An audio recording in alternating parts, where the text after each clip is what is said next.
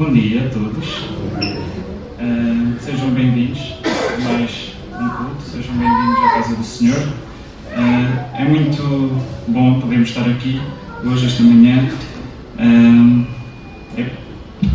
depois de uma ocasião, depois de ocasiões mais festivas, como houve no fim do ano passado, início deste. Estamos outra vez a voltar à normalidade, entre aspas. E eu sei que, entretanto, passou muita coisa, mas lembram-se que nós temos vindo a estudar o livro de Hebreus nestes últimos meses, nestes cultos, e é muito bom podermos voltar a esse estudo. Estamos muito gratos por podermos ter esta oportunidade e também queremos que toda a gente, todos os irmãos, possam aproveitar, possamos todos louvar e aprender mais acerca de Deus. Então vamos iniciar este culto com um coro, vamos cantar um coro para louvor do nosso Deus. Eu queria pedir que pudéssemos ficar de pé, todos que pudessem, e vamos cantar o coro Desperta Meu Coração.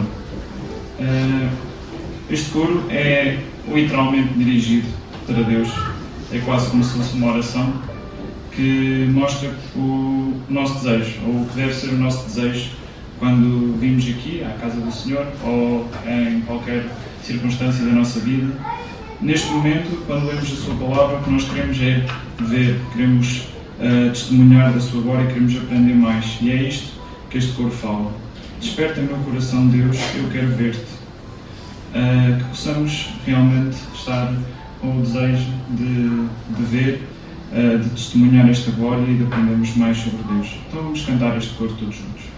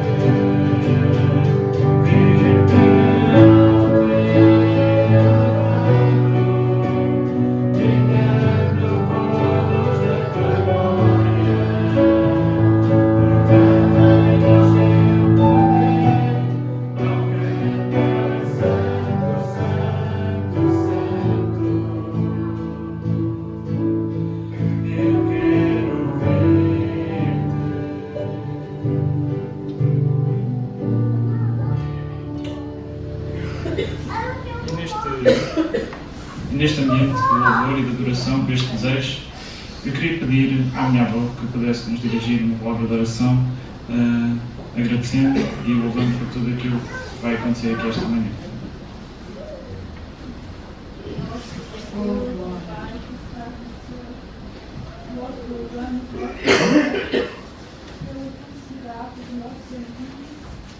Ao sermos teus, ao estarmos reunidos no nome daquele que é o Santo, o nosso Filho amado Santo, e estamos na tua presença em Espírito, e queremos louvar-te, Senhor, queremos bendizer aquele que nos amou de tal maneira, que deu o seu amado Filho, para que nós morremos na cruz do Calvário, e nos dá vida, vida com abundância, vida eterna por todos sempre. Queremos louvar-te, Senhor, aceitar a nossa gratidão por esta felicidade que nós temos em ti. Ajuda-nos a ser responsáveis, Senhor, ao sermos teu filho, sentirmos, Senhor, a reverência que te devemos, Senhor. O temor e o tremor ao teu nome. Tu sabes e conheces e sabes todas as coisas. Perdoa as nossas faltas. E que nesta manhã, Senhor, na tua presença, nós possamos crescer mais na tua sabedoria, Senhor, através da tua palavra. Tu possas ungir o teu cérebro com o poder do teu Espírito. E essa palavra viva e eficaz possa ajudar os nossos corações. Possamos dar-lhe toda a aceitação, porque a tua palavra é fiel e verdadeira. Senhor, ajuda-nos a compreender o poder dela, Senhor. Pela tua palavra, tudo foi criado, Senhor. Tudo que está feito, Senhor, pelo poder da tua palavra. Essa palavra que nesta manhã queremos ouvir, queremos que ela, Senhor, fire os nossos corações, Senhor, para que possamos, Senhor, estar mais perto de Ti e ter mais e mais desejo de Te agradar no Teu lugar. Entregamos tudo ao Teu cuidado e sabemos, Senhor, que Tu vais, Senhor, operar, porque Tu, Senhor, e o Filho estão juntos, Senhor. É o mesmo Deus que nós pedimos naquele que intercede por nós, junto com o Pai nesta manhã, o Senhor Jesus, o teu amado Filho. Podem sentar-se.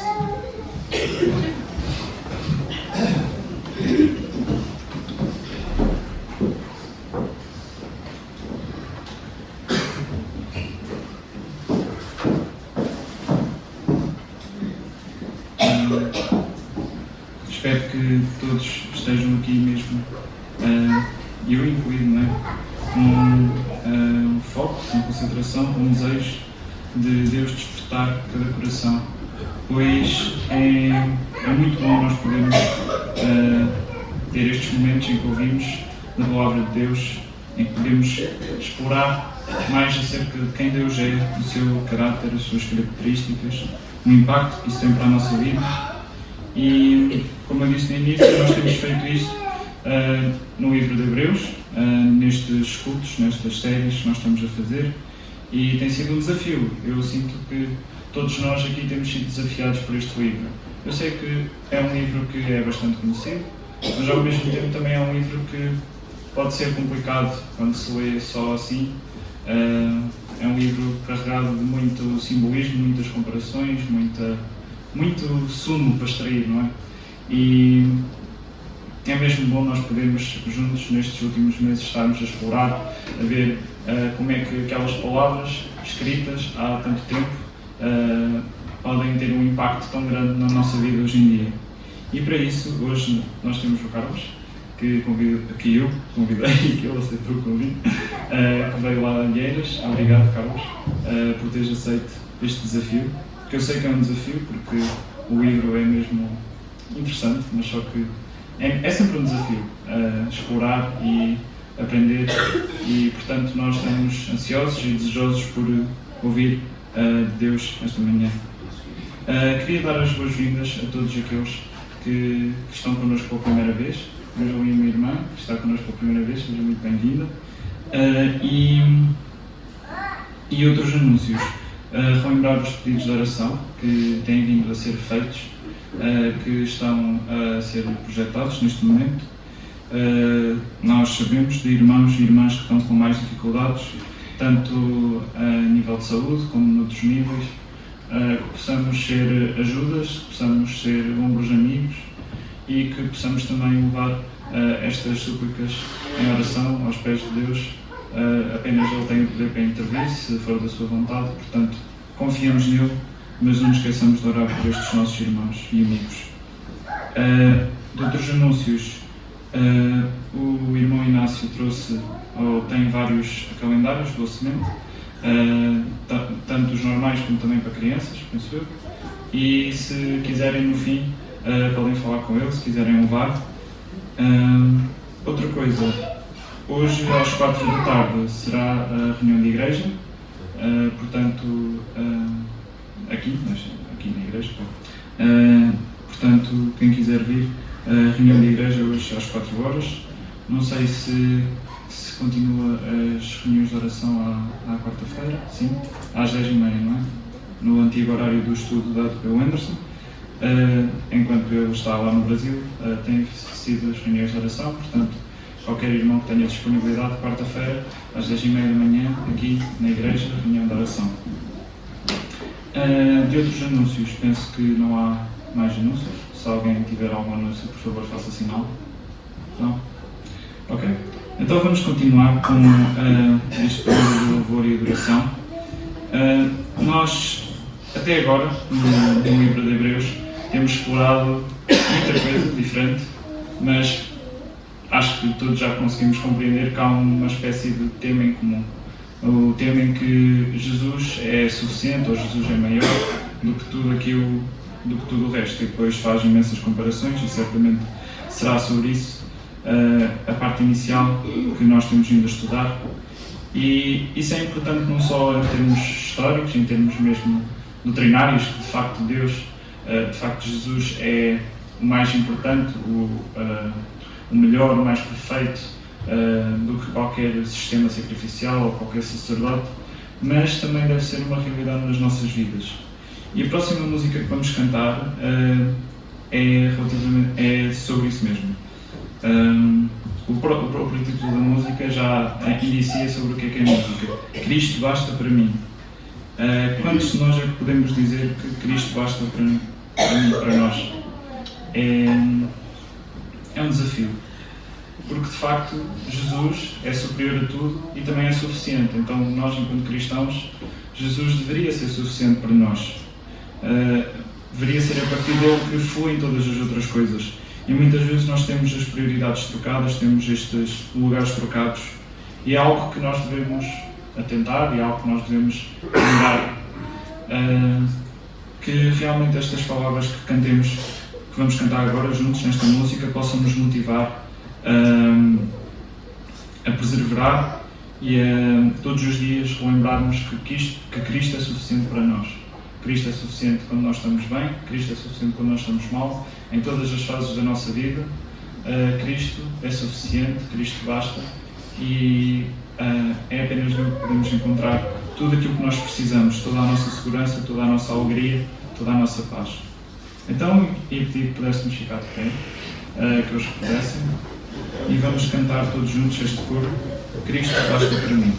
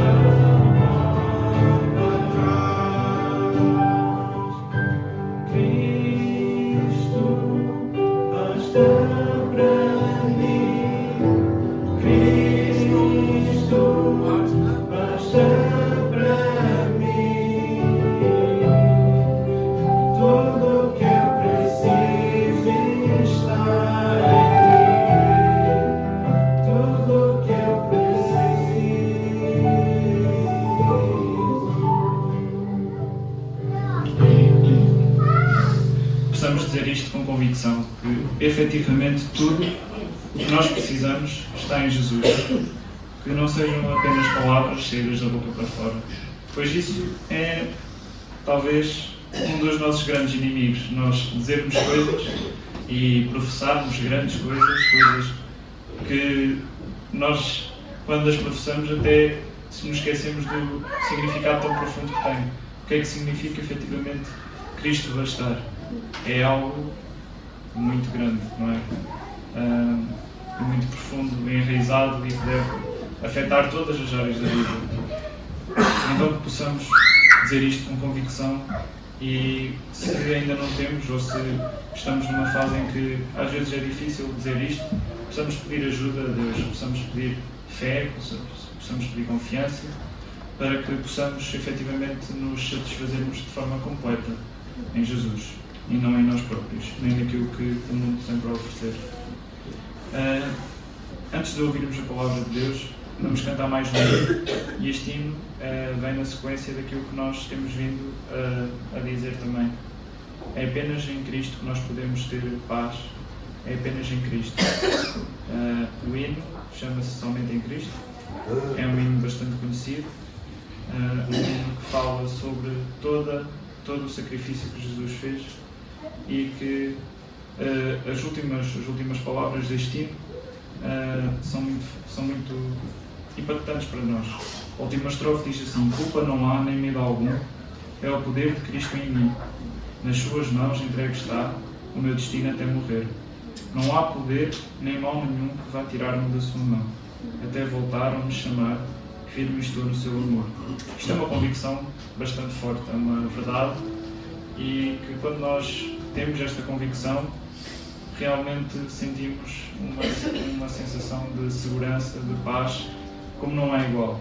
Podemos afirmar a pé juntos, como se costuma dizer em bom português, que não há poder nem mal nenhum que nos possa tirar da mão de Deus.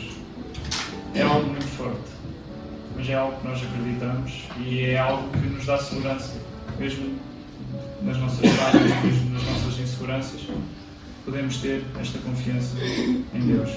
Então vamos todos juntos cantar este hino e vamos aproveitar também para levantar a oferta para a obra do Senhor, que também possamos fazer isso com um coração de louvor, sabendo que nós não estamos a oferecer nada a Deus, não é? Nada do que Ele nos tenha já dado.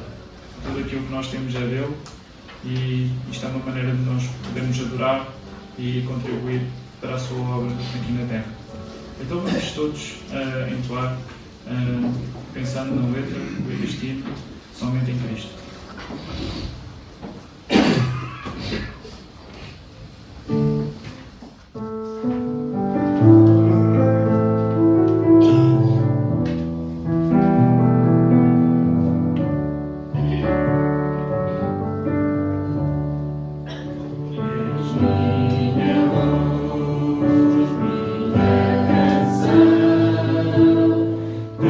Esperança só em ti.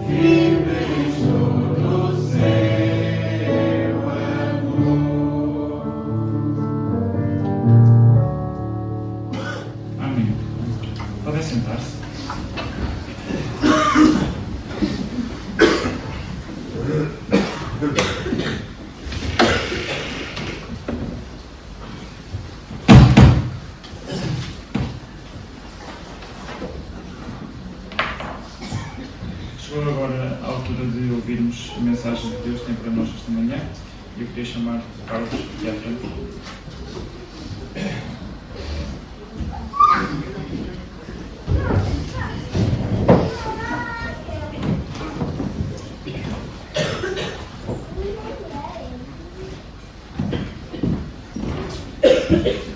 Ora, bom dia.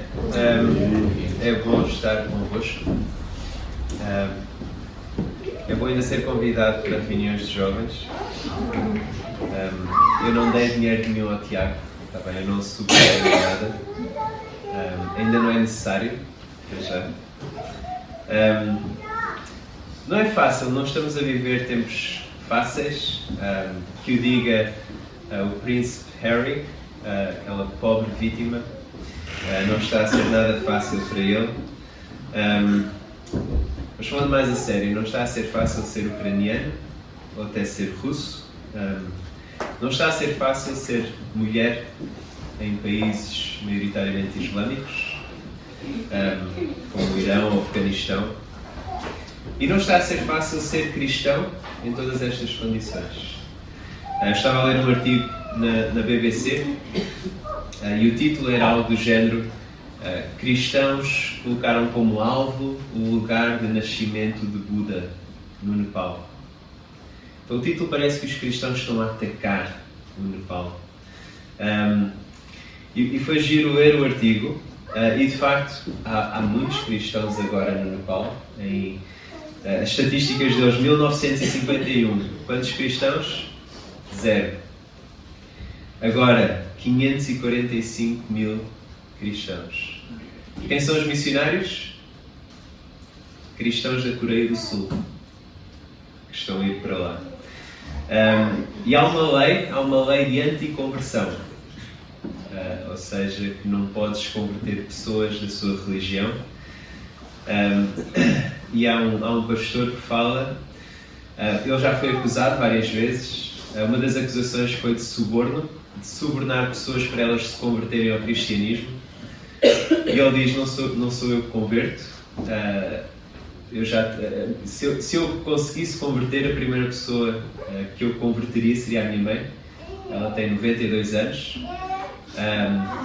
Eu posso lhe dar dinheiro, eu posso orar por ela, mas não sou eu que a converto, é o Senhor. Então foi bastante encorajador. Mas são tempos difíceis, são tempos que não são fáceis. E há aqui várias gerações, não é? E por um lado eu olho e ouço vários relatos de há 40, 50, 60 anos atrás, e não era fácil ser cristão. Por outras razões. A hostilidade vai variando, vai mudando, mas vai permanecendo. E há de vários níveis, dependendo também da geografia, depende do local. O autor de Hebreus, ele quando escreve, ele escreve para um grupo de pessoas, e a música não é em Cristo só que vocês chamam, não é? Somente em Cristo, é isso. E aquilo que o Tiago disse, aquele último verso, ou seja, que estamos na sua mão e que ninguém nos consegue tirar.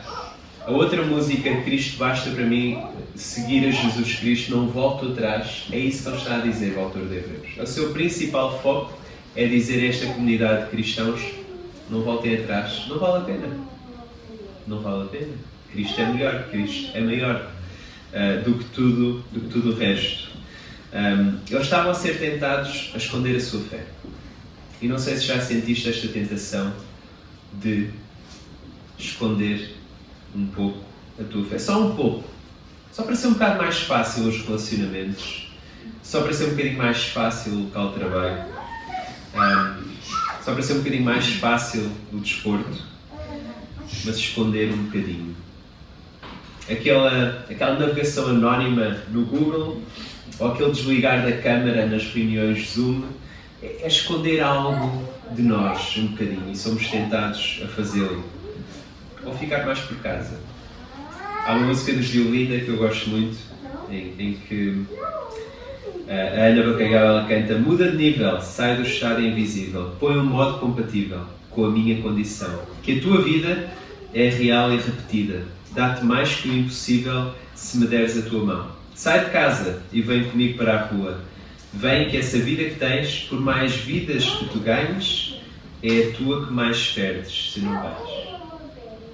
E esta música acompanhou-me várias vezes durante a pandemia e quando tínhamos de ficar em casa.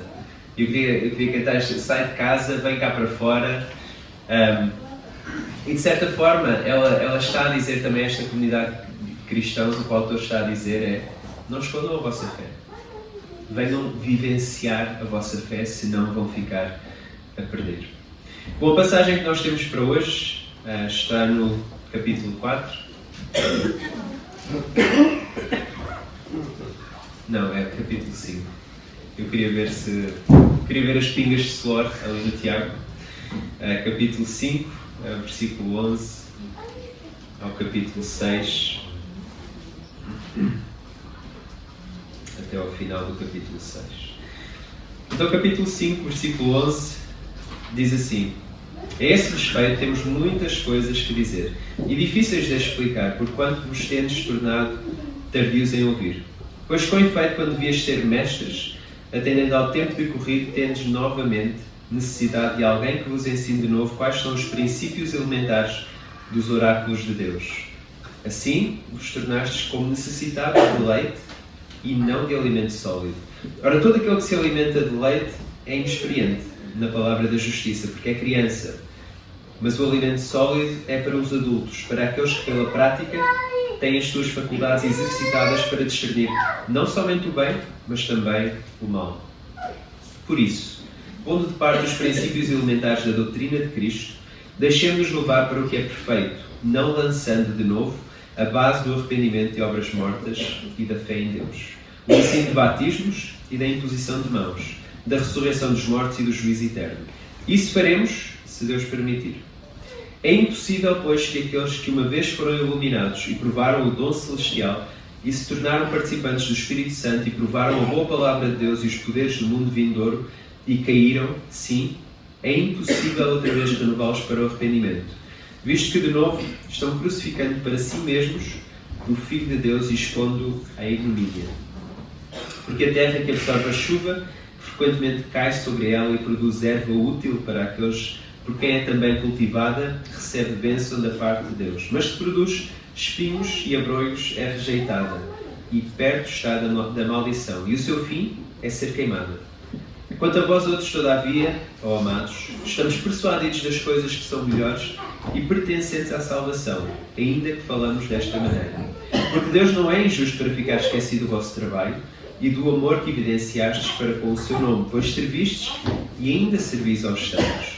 Desejamos, porém, continue cada um de vós mostrando até ao fim a mesma diligência para a plena certeza da esperança, para que não vos torneis indolentes, mas imitadores daqueles que pela fé e pela longanimidade herdam as promessas. Pois quando Deus fez a promessa a Abraão, visto que não tinha ninguém superior por quem jurar, jurou por si mesmo, dizendo: certamente te abençoarei e te multiplicarei. E assim depois de esperar com paciência, obteve Abraão a promessa. Pois os homens juram pelo que lhes é superior. E o juramento, servindo de garantia, para eles é o fim de toda a contenda.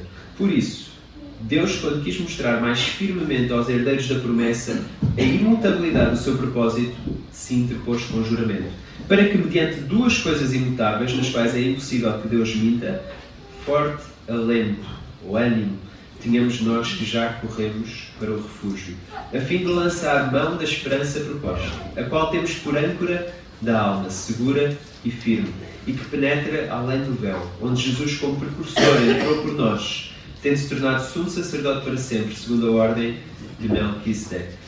Vamos orar. Querido Deus, agradecemos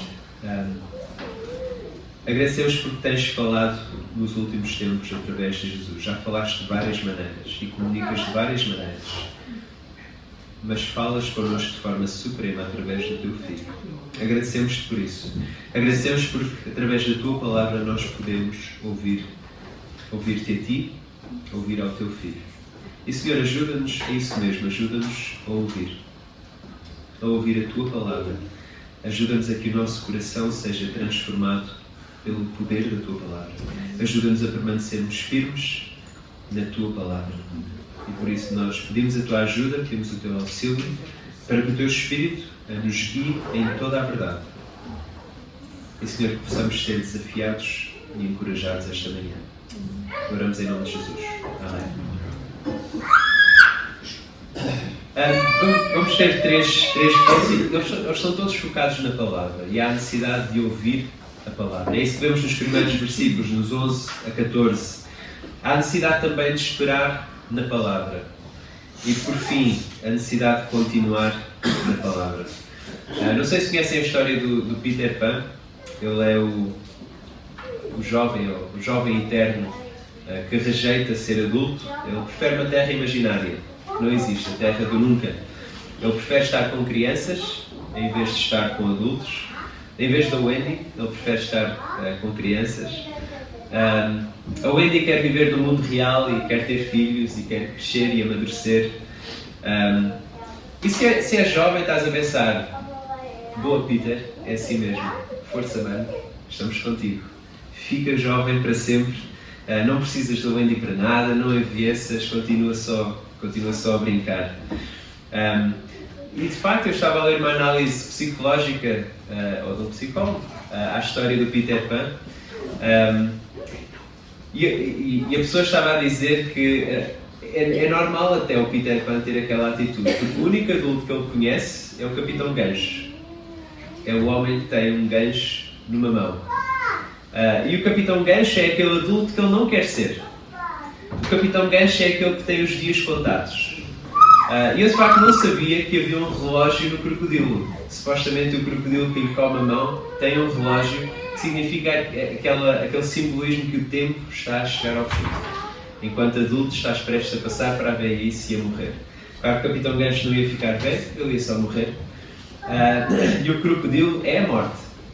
Ou seja, para o Peter Pan ser adulto, não obrigado, porque a morte está muito perto de ser adulto. E ser criança, ser jovem, é um potencial enorme. O problema é que permanecer criança, o potencial não serve para nada. O potencial não se transforma em algo em concreto. Fica apenas como potencial. E quantas vezes não ouvimos dizer daquelas jovens promessas do futebol, aqueles excelentes jogadores de futebol ou de rugby ou de outros desportos, que nas camadas jovens são as promessas, são as grandes promessas, e depois chegam às camadas séniores e algo acontece. E deixou de ser promessa. Ou seja, o potencial não se cumpre. O crescimento é assustador, mas é necessário. É necessário. Quando alguém não cresce, é porque há um problema. O meu cunhado, ele tem algo no espectro do autismo e ele não cresceu. Mentalmente, relacionalmente, emocionalmente, ele é uma criança no corpo de um adulto. E nós vemos isso e quando olhamos para ele e pensamos nele, pensamos logo: há um problema. Ou seja, a falta de crescimento é sinal de problema. Ao mesmo tempo, crescer é difícil. Ou seja, crescer envolve sacrifício, envolve dar de nós, envolve compromisso nosso, envolve perder algo de nós. E por isso é também assustador. E o autor de Hebreus, ele já começou a falar na última passagem que viram sobre esta ligação entre Jesus e Melquisedeque. Há uma ligação. Mas ele depois para abruptamente, no versículo 10 e no versículo 11, e ele apercebe-se de algo. Ele diz: há um problema. Eu não posso agora expandir e falar de coisas tão profundas sem que vocês percebam que vocês precisam de crescer. E ele usa esta ilustração da comida de bebê e comida de adulto, e que é fácil de compreender, é fácil para nós compreender, porque todos passamos por lá, e aqueles que têm crianças sabem acerca disso. Foi a fase menos preferida para mim, foi a passagem para os sólidos, nas crianças. Porquê? Muita coisa ficava suja. Não é? Quando tentávamos dar aquela colherinha de sopa,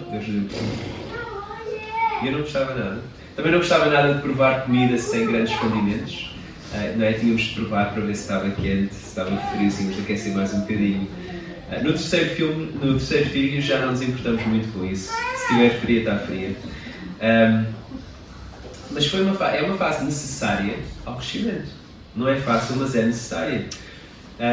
Uma sociedade hostil, a tentação é esconder a fé. E ao esconder a fé, estamos a regredir espiritualmente. Estamos-nos a tornar como crianças. Significa ouvir a pregação no domingo e ela ficar apenas no domingo. Ou seja, não há nenhuma tentativa de aplicar aquilo que ouvimos durante a semana. Ou o estudo bíblico durante a semana. Ou o devocional de manhã. Depois não há nenhuma tentativa nossa de pensar aquilo que eu li, eu se calhar havia de agir desta forma, ou falar desta forma, ou se calhar eu agora havia de pedir desculpa àquela pessoa. Ou se calhar agora seria uma boa oportunidade para dar esperança a esta pessoa que está a sofrer. Mas não há nenhuma tentativa da nossa parte para isso. Ser um cristão bebé significa não saber posicionar em vários assuntos, como o aborto, como a eutanásia.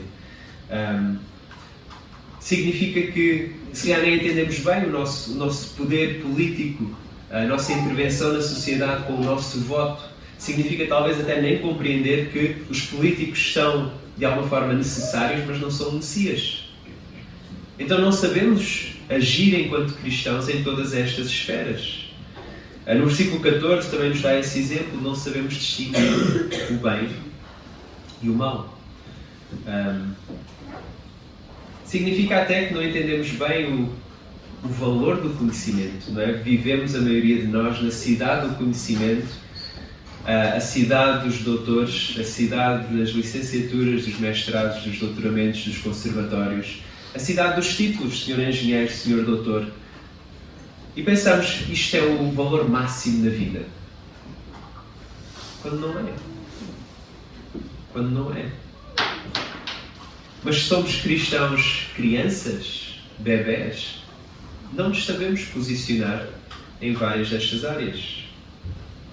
Não sabemos como garantir uma vida segura, uma vida firme. E por isso, depois temos nos versículos 1 a 12, continua na palavra. Ou seja, ouve a palavra para crescer e continua na palavra para servir. Continua na palavra para servir. Estes versículos 1 a 12 do capítulo 6 têm aqui alguns versículos mais difíceis de compreender, mais difíceis do que o normal de Hebreus.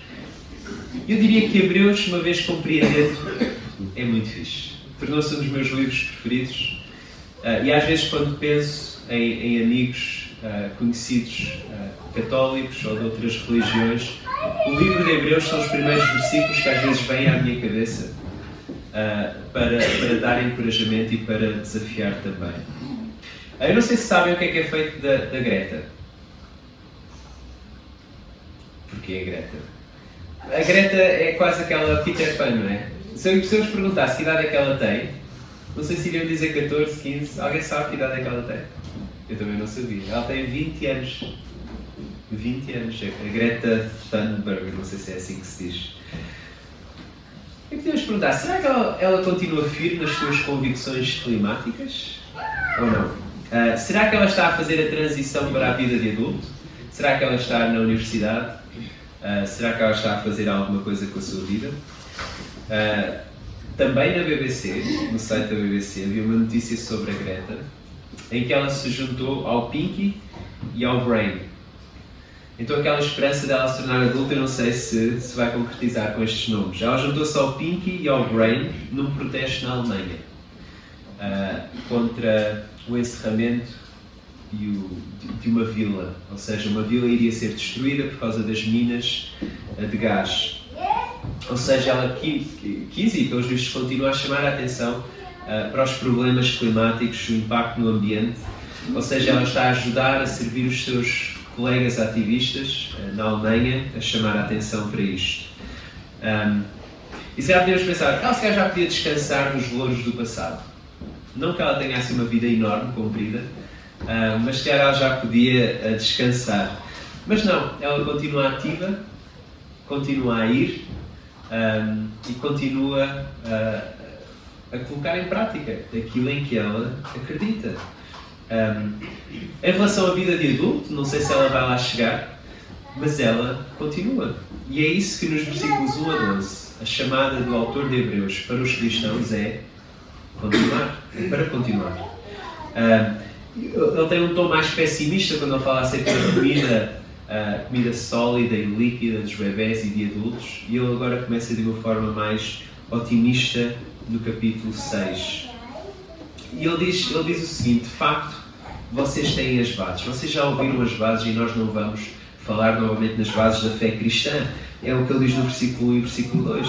Ou seja, vocês já entendem que a salvação não é pelas obras, não é pela lei. A salvação é pela graça. O objeto da fé é Deus, não é outras coisas. E depois ele continua a falar de vários aspectos da vida cristã na prática. Ele fala acerca da declaração pública de fé, do batismo. Ele fala acerca da confirmação da comunidade cristã que impõe as mãos sobre os cristãos. A certeza da ressurreição e do juízo que dão alento ou ânimo e confiança para o presente cheio de injustiças e de sofrimento. E depois chegamos aos versículos 4 a 6. 4 a 6. E eles são difíceis de interpretar. Eu lembro-me quando ainda estava no IBP, claramente, na sala de aula, e metade de nós foi para um lado, metade foi para o outro, e discutíamos entre nós, e o professor, acho que ele estava só a rir, tipo, todo divertido. Porque há aqui palavras que são difíceis de contornar. Porque o autor diz: é impossível, pois, que aqueles que uma vez foram iluminados e provaram o dom celestial e se tornaram participantes do Espírito Santo e provaram a boa palavra de Deus e os poderes do mundo vindouro e caíram, sim, é impossível outra vez renová-los para arrependimento, visto que de novo estão crucificando para si mesmos o Filho de Deus, expondo à ignomínia. Porquê que é difícil? Há pelo menos três hipóteses de interpretação. Uma é que este é um aviso hipotético, ou seja, na prática ele não é possível de acontecer, não é uma boa opção, porque se não é possível de acontecer, perde o poder, o peso de ser um aviso. Mas as duas principais opções são estas. Quem são estas pessoas? É a pergunta. Quem são estas pessoas? Será que são cristãos ou não são cristãos? E essa é a dificuldade. Porque se são cristãos, porque diz que foram iluminados, provaram o dom celestial, tornaram-se participantes do Espírito Santo, provaram a boa palavra de Deus e os poderes do mundo vindouro. Se são cristãos, então é possível ser cristão e perder a salvação. Se não são cristãos, eu creio que fica mais fácil. Eu creio que há mais evidências para não serem cristãos, porque a perseverança dos santos é uma doutrina bastante forte nas Escrituras. Cantámos, acho que foi na música Somente em Cristo, ninguém nos tira da sua mão, que é baseado num versículo bíblico, quando Jesus fala acerca dos seus discípulos. Ninguém nos tira da sua mão, tirando o filho da perdição. Eu creio que estes versículos estão a falar acerca daquelas pessoas que ouvem e continuam a ouvir, mas depois deixam, e que não são necessariamente cristãos. Se calhar um bom exemplo, e nós temos isso no Velho Testamento, no livro de Êxodo. Então temos um povo que é salvo da escravidão, mas ele é salvo para ir para a terra que Deus prometeu. Ou seja, a salvação não é apenas ser salvo de, é salvo para alguma coisa. E muitos morreram pelo deserto, porque não confiaram em Deus. Ou seja, a salvação da escravatura de facto não se concretizou. Eles saíram, deixaram de confiar e eles ficaram. Mas houve vários que saíram e que entraram. Ou seja, a salvação é de e é para. A certeza da salvação, eu diria até que é um dos marcos da fé evangélica, da fé protestante, da fé cristã.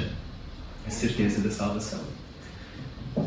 E é um dos marcos, e de forma inversa, em outras religiões. Não há certeza da salvação. Tu precisas de continuar a fazer. Depois são os teus familiares que precisam de continuar a fazer por ti. Não há certeza. Nós vemos a certeza da salvação nas Escrituras. Jesus assegurou os seus discípulos e assegura-nos também a nós. Seja como for, há um aviso. E o aviso é grave, é profundo. Para quê? Com aquilo que fazemos, com o que recebemos da parte de Deus. Há um aviso para nós. O que é que estamos a fazer com aquilo que estamos a ouvir da sua palavra? De que forma estamos a viver as nossas vidas? E o autor, ele quer encorajar os cristãos. Ele quer encorajar. E ele até diz o seguinte: reparem nas evidências na vossa vida. Ele depois dá várias evidências que se eles estão a seguir Cristo ou não. Versículo 10. Amor uns para com os outros é uma das marcas. Também ainda no versículo 10, serviço uns aos outros. Versículo 11, ser algo contínuo até ao fim. E ainda no versículo 11, estamos a evitar a preguiça. E assim seremos imitadores daqueles que herdam as promessas. E o autor de Hebreus aqui, ele já está a apontar para a frente. Ele mais à frente vai nos dar uma lista, e muitos de vocês conhecem essa passagem, os heróis da fé. Aqueles exemplos de fé imperfeita, mas de fé que herdaram as promessas. E depois vemos nos versículos 13 a 20, não só continua, mas também espera na palavra, que ela é segura e firme. O Peter Pan e a Greta, eles têm algumas semelhanças. Mas eu creio que a personagem mais corajosa é a Wendy. Porque ela decide voltar ao mundo real. Com todas as suas dificuldades e desafios. Ela decide não ficar na terra do nunca, na terra da fantasia, de ser eternamente criança ou jovem. Ela escolhe vir ter responsabilidades, ela escolhe vir crescer, ela escolhe o mundo real. Acho que ela é a mais corajosa. E os cristãos para quem o autor estava a escrever, o autor de Hebreus, eles tinham a escolha entre ser Peter Pan na sua vida espiritual, em que a sua vida espiritual, a sua fé seria vivida apenas na terra do nunca, numa terra imaginária, escondida, ou podiam ser Wendys e levar a sua fé para o mundo real, com todas as dificuldades. Levar a sua fé para segunda-feira e terça-feira e quarta-feira e quinta-feira. E aqui vemos nestes últimos versículos que há uma mudança. E eu tenho estado a falar sobre o Peter Pan, aqueles mais jovens na fé, e depois o autor de Hebreus vai-nos aqui apresentar um exemplo de alguém que é bem velhinho. Vai falar acerca de Abraão. E Abraão fez coisas extraordinárias. Coisas muito desafiantes. Porquê? Porquê que ele fez coisas extraordinárias? Não sei se conheces a vida de Abraão. Aparece em Gênesis, a partir do capítulo 12. E ele faz coisas extraordinárias, não porque ele é extraordinário, mas porque ele tem algo firme, imutável e confiável. Algo firme, imutável, que não muda e confiável. E por isso é que ele faz coisas extraordinárias. Capítulo 12, Abraão é chamado. Vem cá para fora. Não são os de Olinda que o estão a chamar para vir cá para fora. Mas Deus chama-o e ele deixa a sua cidade e a sua família para trás. Extraordinário, sim. Gênesis 15, ele recebe a promessa de Deus que iria ter um filho, mesmo na sua velhice. Ele era já avançado de idade, a sua esposa também, não tinha filhos, e Deus diz: vai haver uma grande nação a vir de ti, Abraão. Sabem o que é que ele faz? Ele acredita. Extraordinário.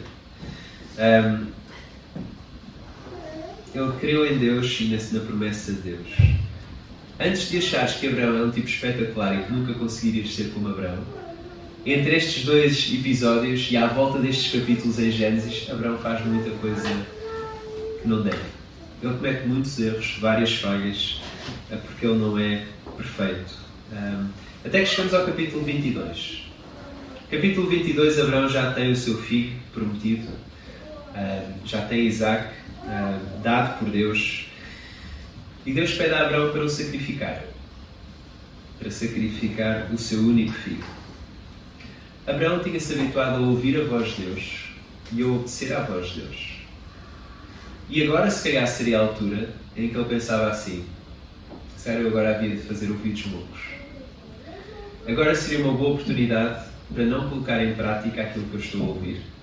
Agora seria uma boa oportunidade para ficar apenas no domingo. Eu não quero ir para segunda, terça, quarta. Isto vai ser muito difícil para mim. Eu não quero muito obedecer. Quando Abraão saiu de Ur, a sua terra e a sua família, ele como que deixou o passado para trás. Ao sacrificar o seu filho, ele estaria também a abandonar o seu futuro. Estaria a terminar o seu futuro. Era um mandamento que Abraão não compreendia, mas ele obedeceu e ele foi. Mas ele foi, e depois Hebreus também vai falar disto mais à frente. Quando fala acerca de Abraão, dos heróis da fé, ele foi com uma confiança que de alguma maneira Deus iria trazer o seu filho de volta à vida. De alguma maneira Deus iria providenciar algo extraordinário. E ele foi. E Deus providenciou algo extraordinário e manteve-se fiel à sua promessa. Sim. Porquê que estamos a falar sobre isto? Porque o versículo 14 do capítulo 6 é uma citação de Gênesis 22, versículo 17, onde Deus reafirma a sua promessa e adiciona um juramento. Eu não sei se já uma vez fizeram, imagino que sim, juramentos e promessas. Quando somos crianças, não é? Temos de jurar e prometer. Porquê? Porque a nossa palavra não é suficiente. Principalmente em crianças, não é? Queremos queremos ter a bola. Prometes-me que me devolves a bola? Prometo. Não. Juras, e tudo isto é para assegurar a outra pessoa que vamos fazer aquilo que estamos a dizer. Estamos a adicionar coisas. Deus não precisa de fazer isso. Eu sei. Mas Deus como que nos faz a vontade da nossa condição humana de querer mais segurança. E Ele fez isso com Abraão. Ele adicionou um juramento à sua promessa. E o autor de Hebreus está aqui a dizer à comunidade cristã que está em dificuldades, ele está a dizer que há algo aqui que é bem firme e bem seguro. Reparem no versículo 18, algo que já era seguro é duplamente seguro. E se assim é, aqueles que se refugiam em Deus podem ter ânimo ou alento nos piores momentos da sua vida. Ânimo ou alento nos piores momentos da sua vida. Quando é que foi a pior altura da vida da Wendy? Quem conhece a história? Eu acho que foi quando ela estava na prancha do barco, para ser lançada para as profundezas do mar, com o simbolismo da morte e com os crocodilos lá a nadar. Quem acabou por cair foi o Capitão Gancho e morrer. E no versículo 19 nós temos esta imagem bonita de uma âncora. A fé como uma âncora. E a âncora normalmente é o que deixa as profundezas para manter o que está ao cimo da água seguro e firme, para manter o barco firme. E a âncora regressa sempre das profundezas. A esperança dos cristãos é como uma âncora e deve ser como uma âncora. Porque o Deus das promessas, Ele enviou Jesus às profundezas. Ao sítio onde nós não queríamos ir, Deus enviou o seu Filho. Porquê? Por amor. Sabemos bem esse versículo. Deus enviou Jesus às profundezas, no sítio onde nenhum de nós quer ir. Mas Jesus ressuscitou e Ele está à direita do Pai, o lugar onde nenhum de nós pode ir. Mas agora podemos. Porque Jesus está lá. E vocês já viram isso em Hebreus. Além do véu, na presença de Deus. O sítio que tinha um sinal a dizer não entrar. Porque iria significar a nossa morte. Porque somos pecadores, somos imperfeitos. Para estar na presença de um Deus perfeito iria significar a nossa morte. A não ser que o Filho perfeito morresse no nosso lugar. E aquela âncora que foi às profundezas é a âncora que agora está no cimo. Está na presença de Deus. E que encorajamento isto não deve ser na vida de um cristão? A âncora foi às profundezas e agora está na presença de Deus. Nós não precisamos de apresentar uma vida perfeita. Jesus já o fez no nosso lugar. A oferta do Evangelho é vida eterna, sim, mas é vida agora também. Vida agora. Mesmo com desafios, dificuldades, sofrimentos, mas ancorados em Deus, através de Jesus, o único e perfeito intermediário. Por isso, escolhe o mundo real. Não fiques na terra do nunca. Sai de casa, vem comigo para a rua. Vem que essa vida que tens, por mais vidas que tu ganhes, é a tua que mais perde se não vais. Se me permitem espiritualizar esta música, eu imagino Deus a cantá-la para nós. Vem cá para fora. Sem medo. A tua âncora está firme e segura. Não fiques na terra do nunca para sempre criança. Não escondas a tua fé. Vem vivê-la, vem desenvolvê-la, vem aplicá-la.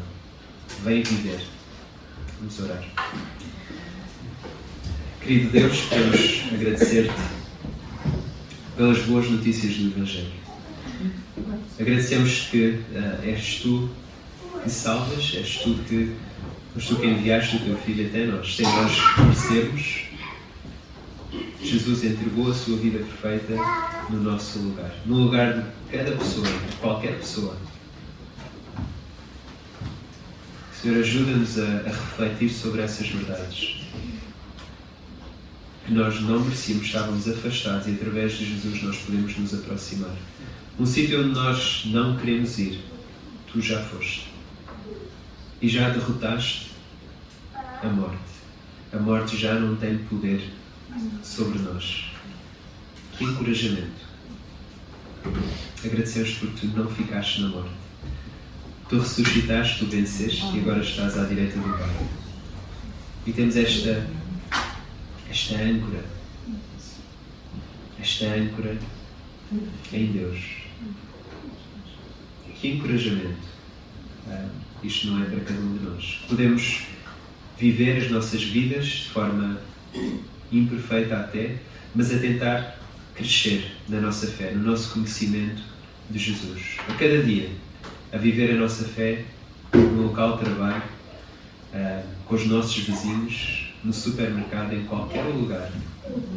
Apesar das hostilidades, das dificuldades, obrigado porque nos chamas a seguir-te e a servir-te.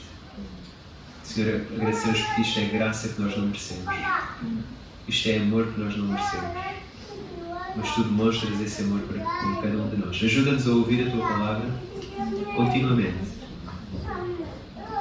Ajuda-nos a colocar a nossa fé em ti. Agradecemos e oramos em nome de Jesus.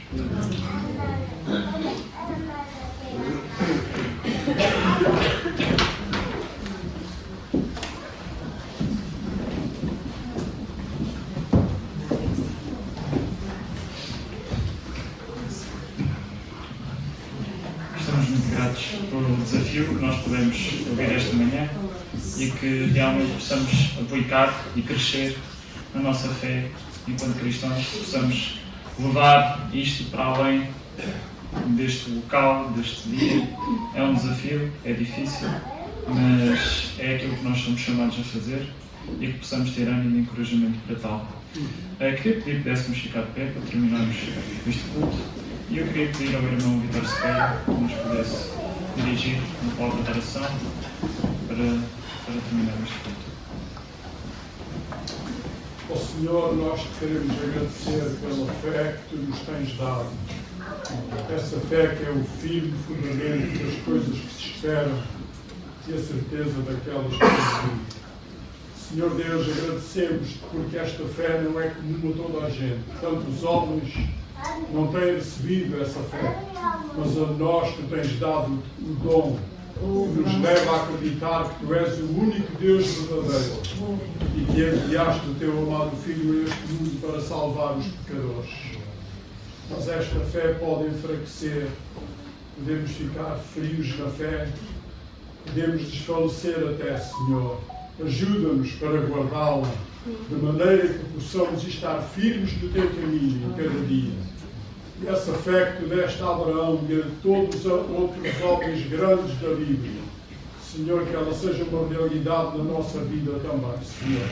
Que cada dia possamos manter este pendão real que Jesus nos entregou e que cada dia possamos erguer bem alto para que aqueles que te não conhecem venham a conhecer-te também, Senhor.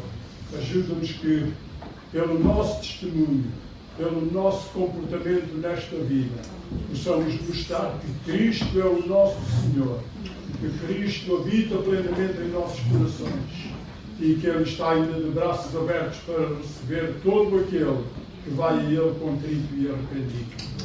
Pedimos que nos guardes do resto deste dia, Senhor, nos livres do mal e nos dês a Tua santa paz. Pedimos no bendito nome de Jesus. Temos chegado ao final do nosso culto.